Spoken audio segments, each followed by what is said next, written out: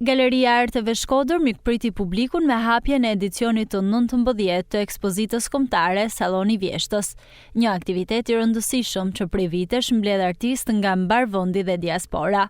Tema aktiviti, midis linjave dhe ngjyrave, u bë boshti krijues që bashkoi rreth 70 autorë me stile dhe mediume të ndryshme, duke krijuar një panoramë të gjerë të artit bashkohor. Në ceremoninë e hapjes, drejtuesi i Galerisë së Arteve Fatmir Juka vuri theksin te roli i këtij aktiviteti në promovimin e artistëve dhe ruajtjen e vazhdimësisë kulturore. Po, ne jemi shumë të lumtur që edhe këtë vit arritëm me grumbullu një numër relativisht lartë artistësh, mbi 70 artistë që marrin pjesë në këtë edicion.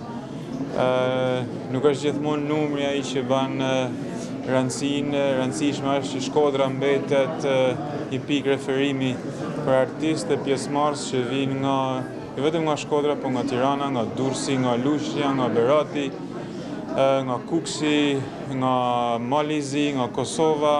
Mbetet një event kryesor që përpas sasisë po kërkon gjithmonë një cilësi prezantimi, por dhe po zgjeron territorin e prezantimit, jo vetëm artit, po të Shkodrës si një qendër ku ndërthuren vlerat artistike. Kuratori i edicionit të sivjetshëm, arkitekti Olsi Plasa, foli mbi konceptimin e ekspozitës dhe mënyrën se si krijimet e autorëve ndërveprojnë me hapësirën dhe ngjyrën.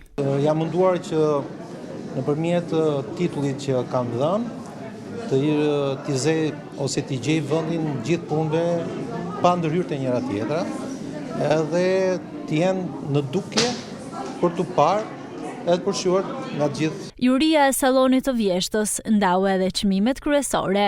Çmimi Vepra më e mirë ju akordua Arbër Sumës, çmimi Autori më i mirë shkoi për Agron Ujkashin, ndërsa çmimi Rinis u fitua nga Genti Spirollavi.